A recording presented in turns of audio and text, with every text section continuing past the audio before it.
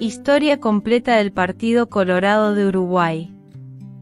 Los orígenes en el caos fundacional.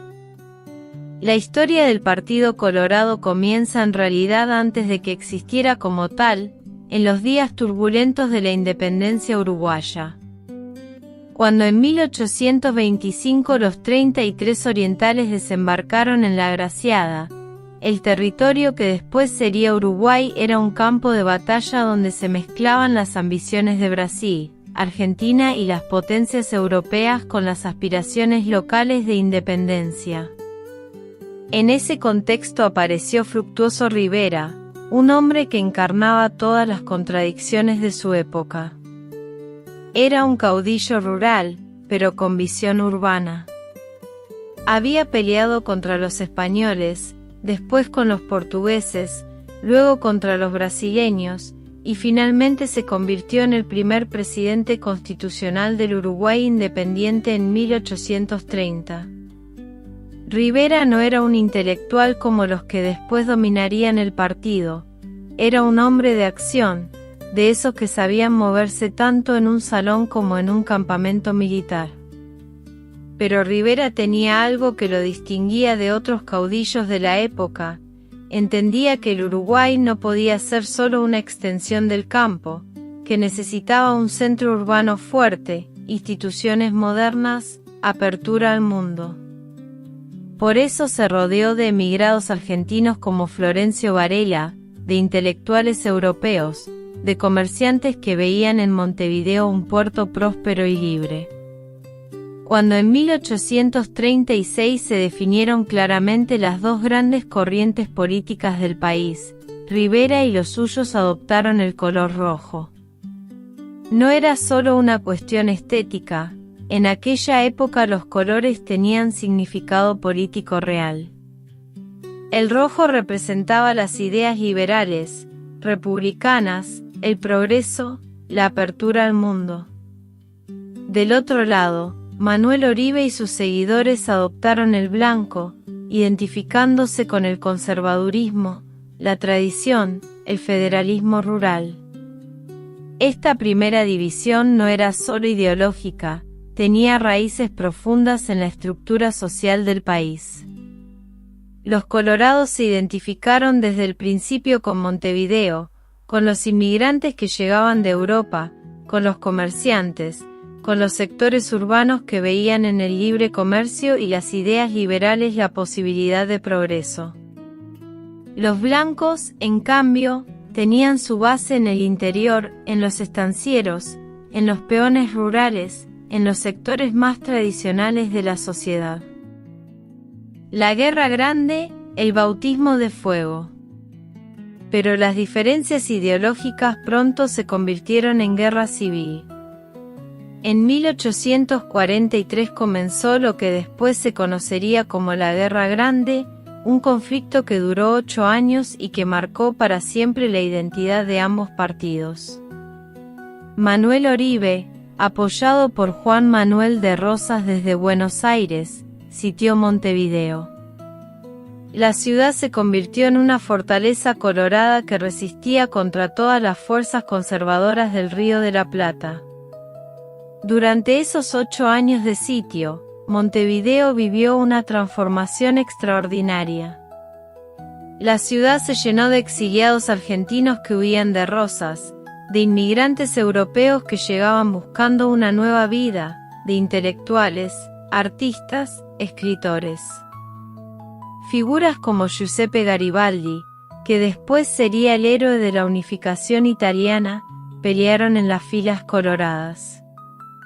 Alexandre Dumas padre escribió sobre el sitio de Montevideo, comparándolo con los grandes episodios épicos de la historia. Los colorados no solo defendían una ciudad, defendían una idea de civilización. Dentro de Montevideo sitiada se crearon escuelas, se fundaron periódicos, se escribieron constituciones, se debatían las ideas más avanzadas de la época. Era como si en esa pequeña península asediada se hubiera concentrado todo el espíritu progresista del siglo XIX. La resistencia no fue fácil.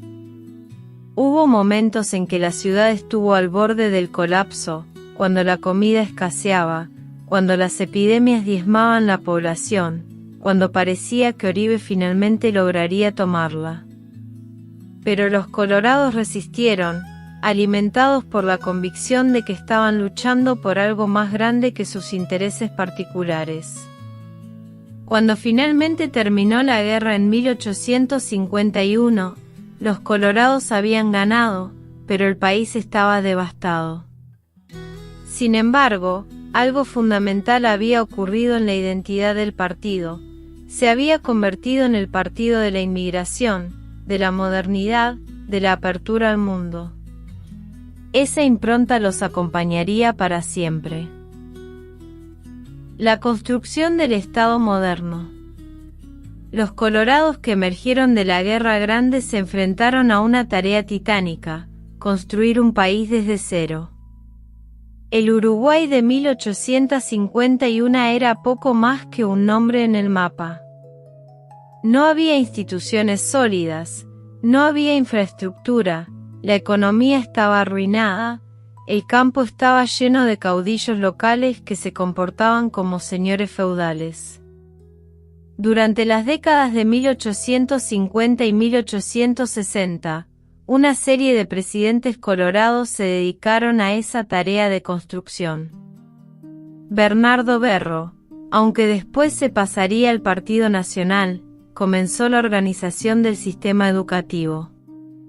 Venancio Flores, más militar que político, logró pacificar el país y darle estabilidad.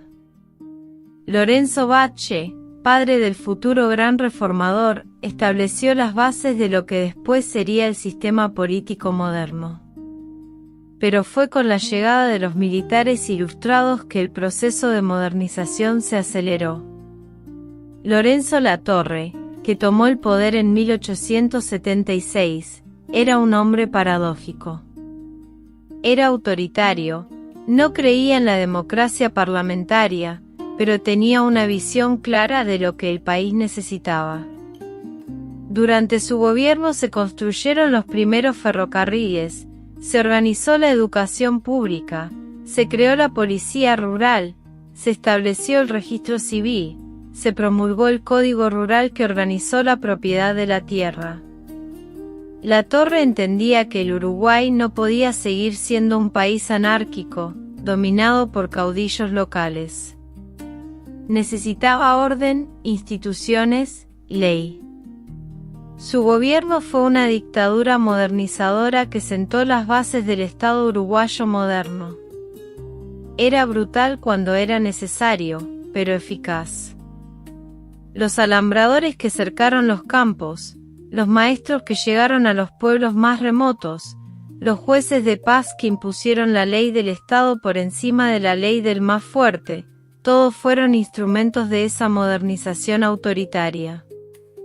Su sucesor, Máximo Santos, continuó esa obra pero con menos habilidad política. Santos era más tosco, más militar, menos sutil. Su gobierno degeneró en represión pura, y finalmente fue derrocado por una revolución en 1886. Pero para entonces, el trabajo estaba hecho. El Uruguay tenía las estructuras básicas de un Estado moderno. Durante estos años, los colorados desarrollaron una característica que los definiría para siempre: la convicción de que el Estado debía ser el gran organizador de la sociedad. No creían en el laissez-faire, no confiaban en que las fuerzas del mercado por sí solas produjeran justicia social. Para ellos, el Estado debía intervenir activamente para corregir las desigualdades, para proteger a los débiles, para promover el progreso.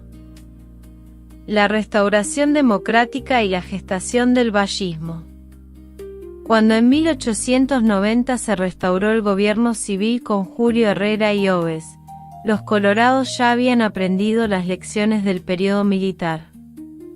Habían entendido que el país necesitaba orden e instituciones, pero también que no podía renunciar a la democracia. Era necesario encontrar un equilibrio entre eficacia y libertad. Herrera y Oves era un político de transición, un hombre que sabía moverse tanto en los salones elegantes como en las reuniones de comité.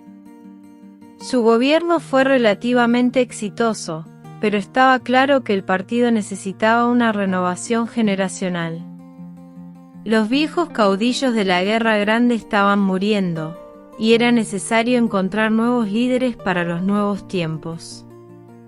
En ese contexto apareció José Valle y Ordóñez, hijo de Lorenzo Valle, pero muy distinto a su padre. José Valle había estudiado en Europa, conocía las ideas socialistas y liberales más avanzadas de su tiempo, había sido periodista, había viajado, tenía una visión del mundo mucho más amplia que la de los políticos tradicionales. Cuando Valle llegó a la presidencia en 1903, el país estaba otra vez al borde de la guerra civil. Aparicio Saravia, el último gran caudillo blanco, había levantado una revolución que amenazaba consumir al país en el caos. Valle tuvo que enfrentar esa guerra, pero lo hizo de una manera muy distinta a como lo habrían hecho los políticos anteriores. Para él, esa no era una guerra más, era la última guerra. Cuando terminara, el Uruguay entraría definitivamente en la era moderna. La guerra contra Saravia fue brutal, pero Valle la condujo con una mezcla de firmeza y generosidad que sorprendió a todos. Cuando Saravia murió en combate en 1904, Valle no se vengó de los vencidos, sino que los integró al sistema político. Declaró que había sido la última revolución uruguaya, y cumplió su palabra. La era dorada del vallismo. Lo que siguió fueron los años más brillantes de la historia colorada y quizás de la historia uruguaya. Valle tenía una visión total de lo que el país podía llegar a ser, y se dedicó a transformar esa visión en realidad. Sus reformas no fueron parches o medidas aisladas, sino parte de un proyecto integral de transformación social. La primera gran reforma fue la jornada laboral de 8 horas, aprobada en 1915. Hoy nos parece normal, pero en aquella época era revolucionario. La mayoría de los países del mundo tenían jornadas de 10 o 12 horas, y los empresarios uruguayos gritaron que la medida hundiría la economía. Valle no se inmutó. Para él, el objetivo no era solo hacer más rico al país, sino hacer más justas las relaciones sociales. Siguió el descanso dominical obligatorio, que también provocó resistencias. Después vino la ley de divorcio por sola voluntad de la mujer, que escandalizó a toda la América conservadora. El Papa condenó la medida, la prensa católica del continente atacó al gobierno uruguayo, pero Valle siguió adelante. Para él, la igualdad entre hombres y mujeres era una cuestión de justicia elemental. Pero las reformas sociales eran solo una parte del proyecto vallista. La otra parte, igual de importante, era la construcción de un Estado empresario. Valle estaba convencido de que los servicios públicos esenciales no podían quedar en manos de empresas privadas, especialmente extranjeras. Por eso creó las primeras empresas públicas, UTE para la electricidad, el Banco de Seguros del Estado, los ferrocarriles del Estado. La filosofía detrás de estas medidas era clara. El Estado debía ser el gran regulador de la economía, el protector de los intereses nacionales frente a los intereses extranjeros, el garante de que el progreso económico se tradujera en progreso social. Era una visión muy moderna, que anticipaba en décadas lo que después se conocería como estado de bienestar. Pero Valle no se conformaba con reformar la sociedad y la economía. También quería reformar el sistema político. estaba convencido de que el presidencialismo concentraba demasiado poder en una sola persona, y propuso crear un poder ejecutivo colegiado, inspirado en el Consejo Federal Suizo. La idea era que el país fuera gobernado por un consejo de 9 personas, donde la mayoría tendría 6 representantes y la minoría 3. La propuesta del colegiado dividió al propio Partido Colorado. Los riveristas, liderados por Pedro Manini Ríos, se opusieron frontalmente. Para ellos, el colegiado era una utopía impracticable que debilitaría al país. Los vallistas, en cambio, lo veían como la coronación de la democracia uruguaya, el sistema que garantizaría que nunca más hubiera dictaduras o gobiernos personalistas. La institucionalización del vallismo. Cuando Valle terminó su primer gobierno en 1907, el país había cambiado tanto que parecía irreconocible. Pero él sabía que las reformas necesitaban tiempo para consolidarse, y sobre todo, necesitaban continuadores. Por eso se dedicó a formar una nueva generación de dirigentes colorados que compartieran su visión. Feliciano Viera, que lo sucedió, era un hombre más moderado, menos revolucionario, pero igualmente comprometido con el proyecto vallista.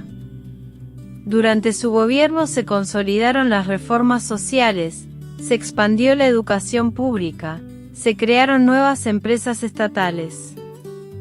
Viera demostró que el vallismo no era solo una aventura personal de Valle, sino un proyecto político sólido que podía sobrevivir a su fundador. Cuando Valle regresó a la presidencia en 1911, ya tenía las manos libres para profundizar las reformas. Fue durante este segundo gobierno que se aprobaron las leyes más avanzadas, la jornada de 8 horas, la ley de divorcio, la separación definitiva de la Iglesia y el Estado. También fue cuando se crearon las empresas públicas más importantes y cuando se establecieron los primeros seguros sociales. Pero sobre todo, fue durante este periodo que Valle libró su gran batalla por la reforma constitucional. El colegiado era para él la pieza que faltaba en el edificio democrático uruguayo.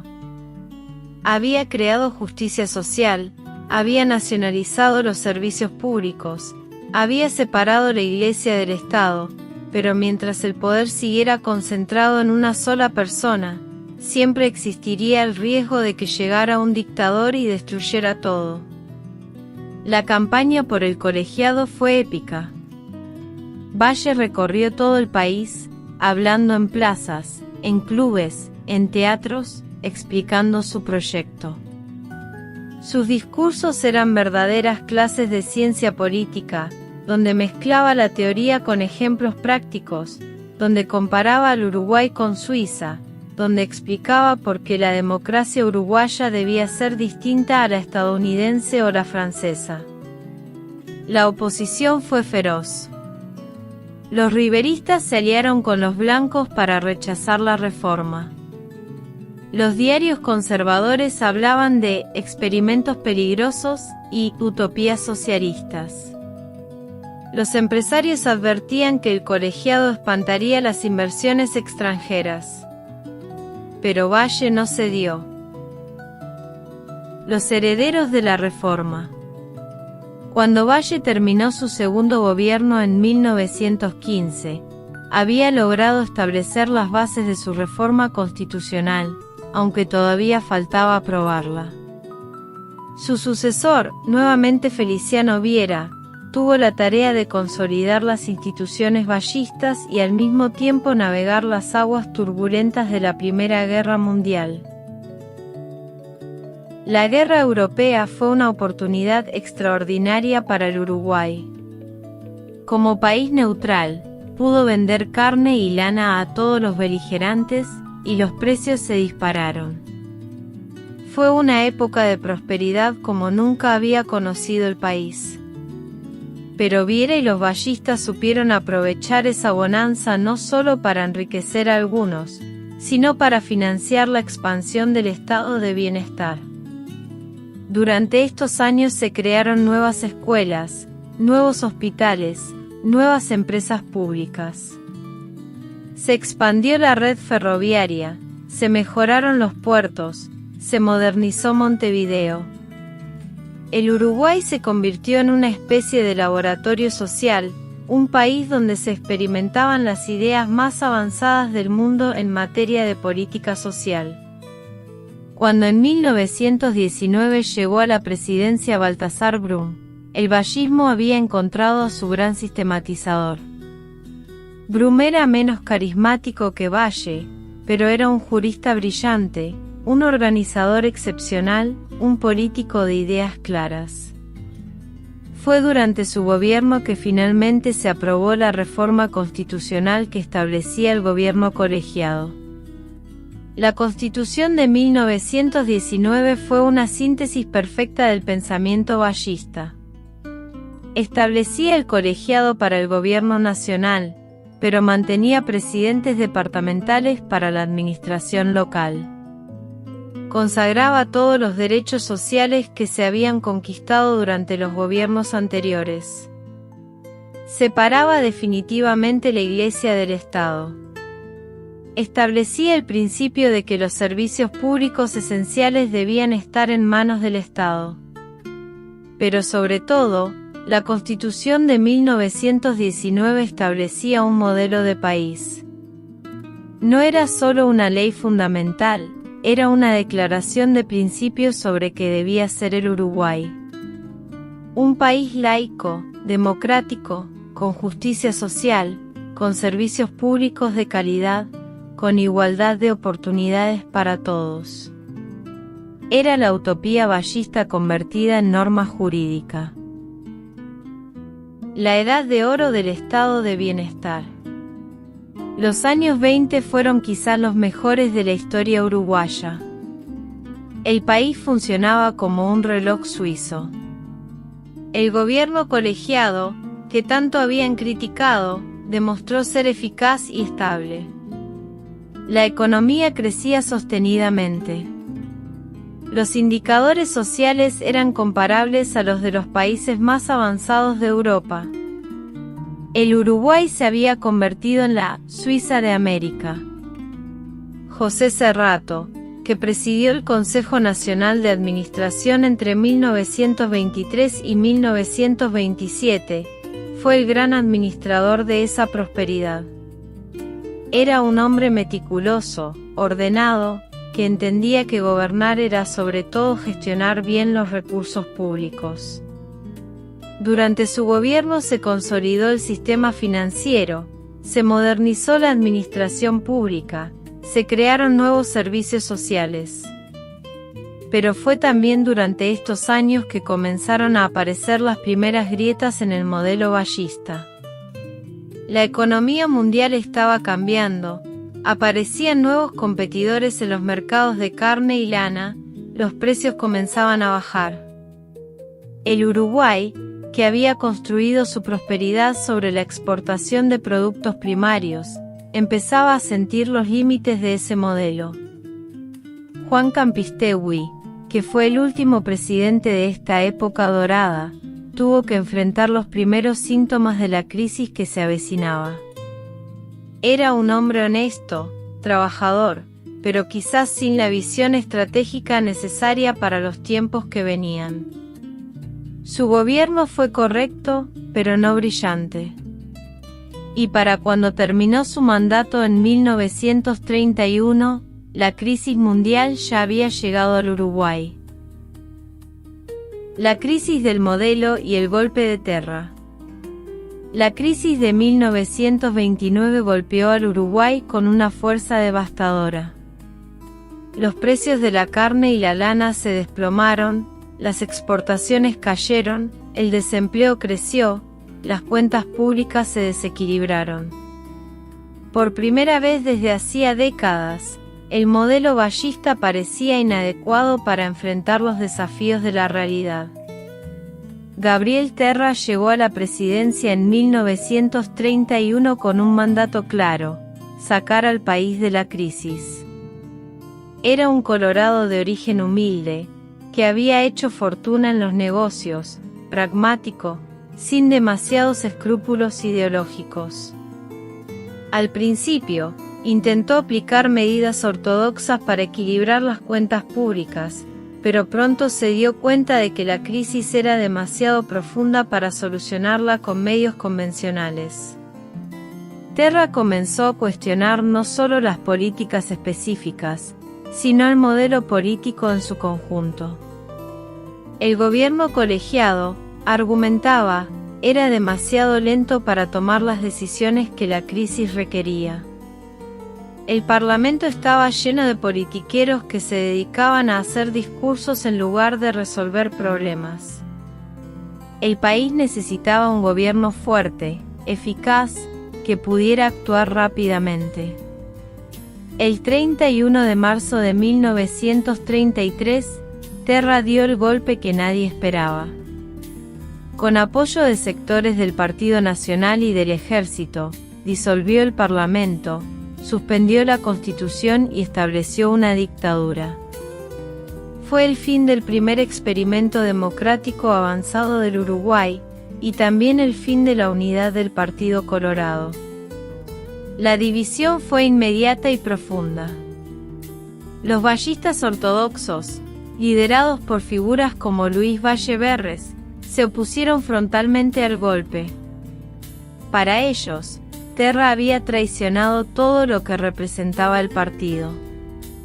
Los terristas, en cambio, argumentaban que las circunstancias excepcionales justificaban medidas excepcionales, que era necesario salvar al país aunque fuera a costa de la democracia.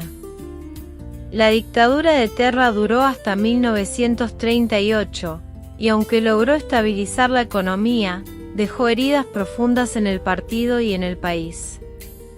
Terra gobernó con mano dura, censuró la prensa, persiguió a la oposición, modificó la Constitución para concentrar el poder en el Ejecutivo.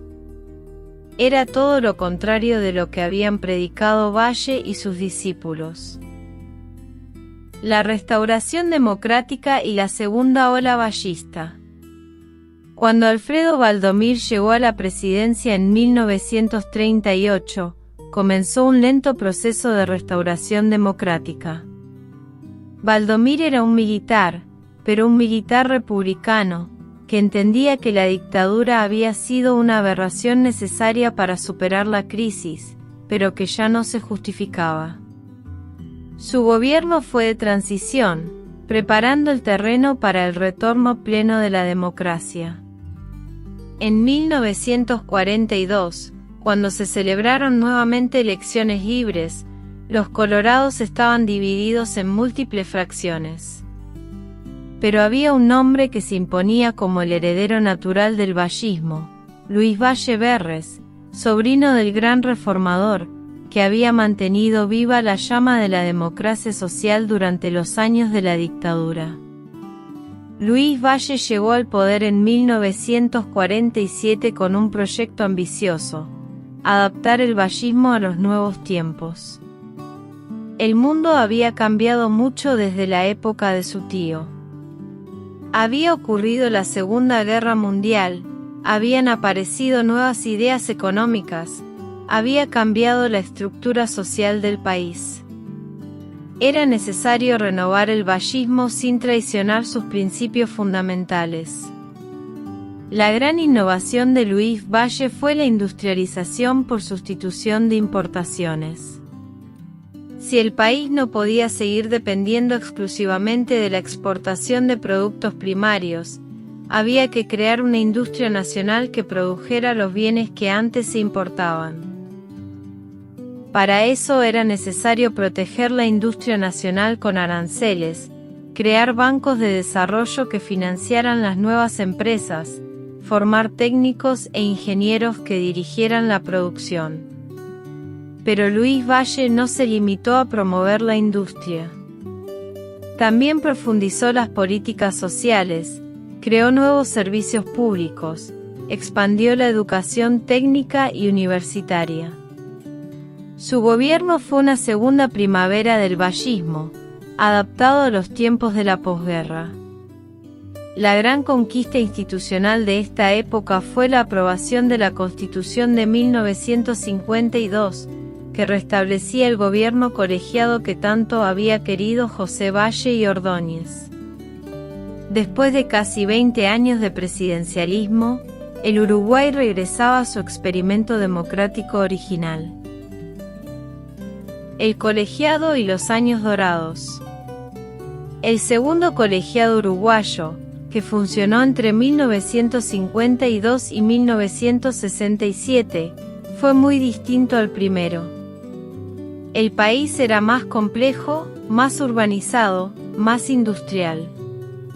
El Consejo Nacional de Gobierno que presidía Luis Valle tuvo que enfrentar desafíos que no habían existido en los años 20. Durante estos años, el Uruguay alcanzó probablemente el punto más alto de su desarrollo como sociedad.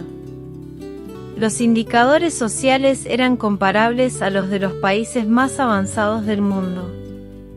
La educación era gratuita y de calidad desde la primaria hasta la universidad. El sistema de salud pública cubría a toda la población. Las empresas públicas funcionaban eficientemente y daban servicios de primera calidad. Pero sobre todo, el Uruguay de los años 50 era una sociedad integrada, sin grandes desigualdades, donde la movilidad social era real y las oportunidades estaban al alcance de todos. Era la realización más plena del sueño vallista, un país próspero, justo y democrático. Sin embargo, hacia fines de los años 50 comenzaron a aparecer los primeros síntomas de crisis. El modelo de sustitución de importaciones había llegado a sus límites. La industria uruguaya, protegida por altos aranceles, se había vuelto ineficiente y no podía competir en los mercados internacionales. El Estado había crecido tanto que absorbía una parte demasiado grande del Producto Nacional. Las cuentas públicas comenzaron a desequilibrarse. En 1958 ocurrió algo que parecía impensable. Después de 93 años de gobiernos colorados casi ininterrumpidos, los blancos ganaron las elecciones. Fue el fin de la hegemonía colorada y el comienzo de una nueva era en la política uruguaya. La crisis terminal del modelo vallista.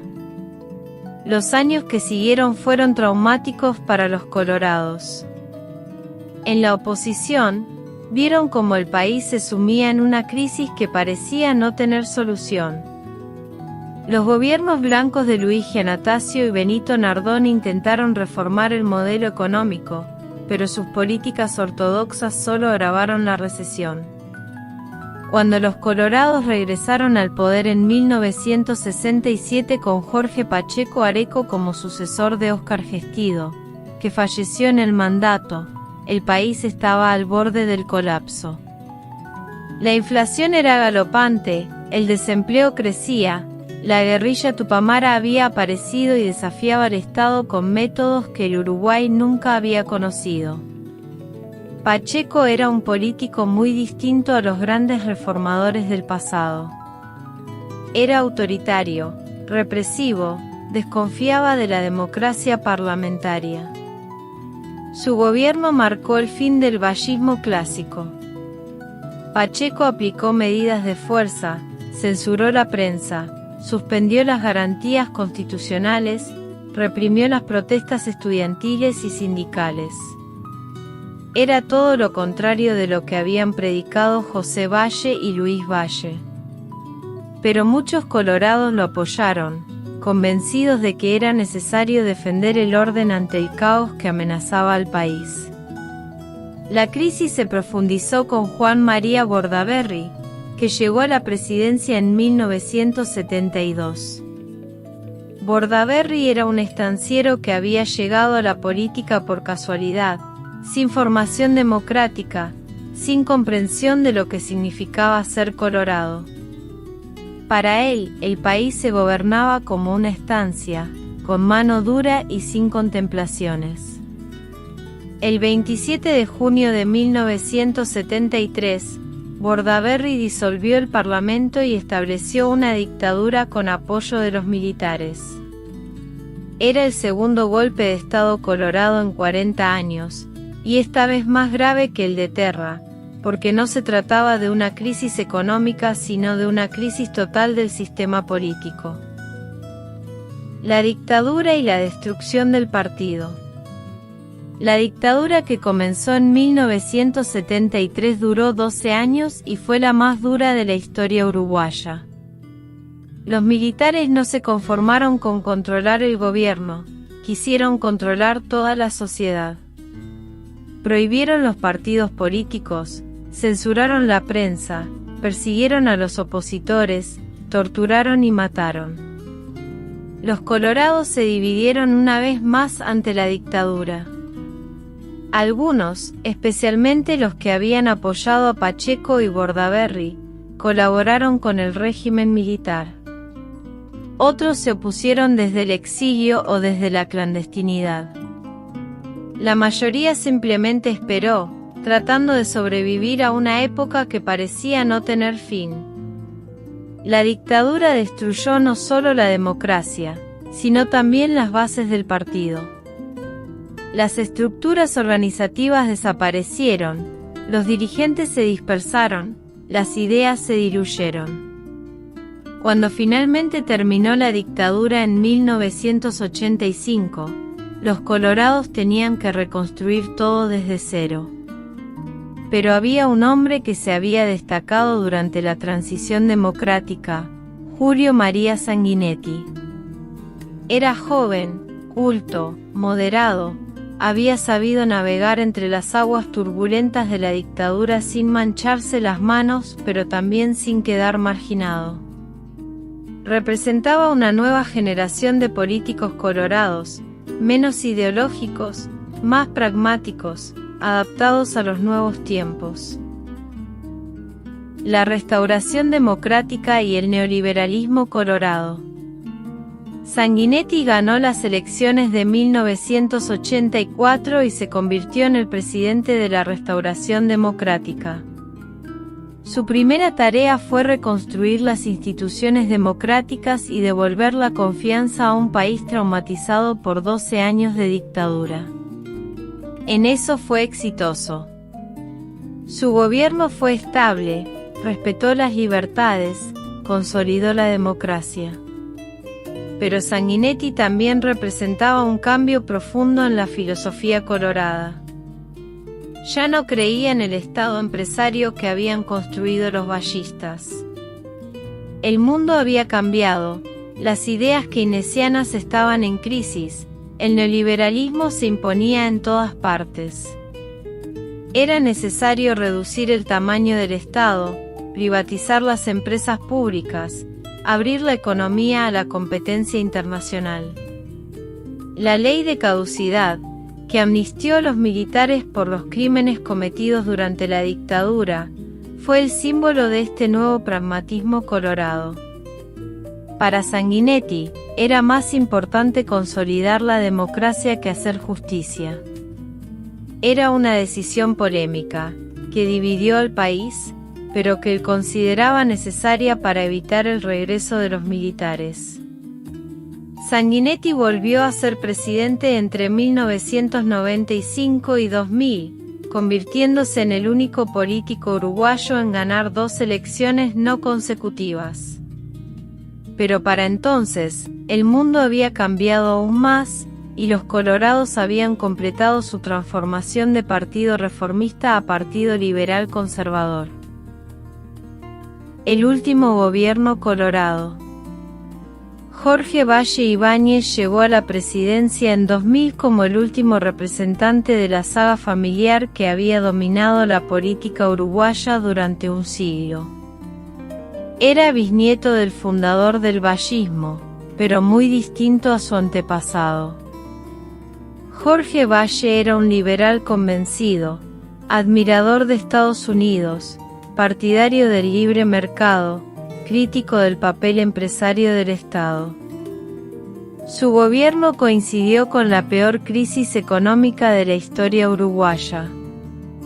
En 2002, el sistema financiero colapsó, la moneda se devaluó brutalmente, el desempleo se disparó, cientos de miles de uruguayos emigraron. Era el fin definitivo del modelo económico que había sostenido al país durante décadas. La crisis de 2002 no fue solo económica, fue también política y social. Los uruguayos perdieron la confianza en los partidos tradicionales, en las instituciones, en el modelo de país que había funcionado durante tanto tiempo. Era el fin de una era que había comenzado con José Valle y Ordóñez un siglo antes. En 2004, por primera vez en la historia, la izquierda ganó las elecciones presidenciales. Los colorados no solo perdieron el gobierno, sino que quedaron relegados al tercer lugar, con apenas el 10% de los votos. Era una caída estrepitosa para el partido que había dominado la política uruguaya durante más de un siglo. En busca de la relevancia perdida. Desde 2005, los colorados han luchado por encontrar su lugar en el nuevo Uruguay. Han tenido varios líderes que intentaron renovar el partido. Pedro Bordaberry, hijo del dictador, que trató de modernizar el discurso. Ernesto Talvi, un economista que representaba la tecnocracia liberal. Andrés Ojeda, un joven abogado que busca conectar con las nuevas generaciones. Pero el desafío es enorme. Los colorados deben competir con el Partido Nacional por el electorado de centroderecha, mientras buscan diferenciarse en un espectro político que ha cambiado radicalmente. Ya no son el partido hegemónico que fueron durante más de un siglo, sino una fuerza política entre otras, tratando de encontrar un mensaje que resuene en los votantes. El problema fundamental es que los colorados parecen haber perdido su razón de ser histórica. Durante décadas fueron el partido del progreso, de la modernización, de la justicia social. Pero esas banderas fueron tomadas por la izquierda, y los colorados quedaron reducidos a una versión light del conservadurismo liberal. El legado de una era. La historia del Partido Colorado es, en gran medida, la historia del Uruguay moderno. Fueron ellos quienes construyeron el Estado, quienes crearon las instituciones, quienes imaginaron y pusieron en práctica el modelo de país que caracterizó al Uruguay durante la mayor parte del siglo XX. Su legado está presente en cada aspecto de la vida uruguaya. La educación pública gratuita y laica que creó José Pedro Varela. Las empresas públicas que nacionalizaron los servicios esenciales. Los derechos sociales que protegen a los trabajadores. El sistema de seguridad social que cubre a toda la población. La separación de la Iglesia y el Estado que garantiza la libertad de conciencia. Pero también están las sombras, los golpes de Estado de Terra y Bordaberry. La represión de Pacheco Areco. La ley de caducidad de Sanguinetti. Las crisis económicas que marcaron el fin del modelo vallista. Las divisiones internas que debilitaron al partido. Es una historia de grandeza y decadencia, de construcción y destrucción, de ideales y pragmatismo.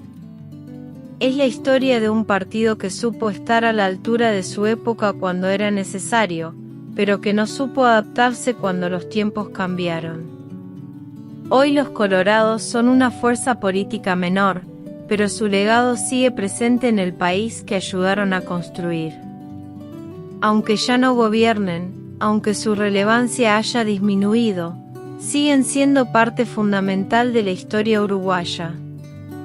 Y quizás, algún día, sepan encontrar nuevamente el camino para ser relevantes en el futuro del país que tanto contribuyeron a formar.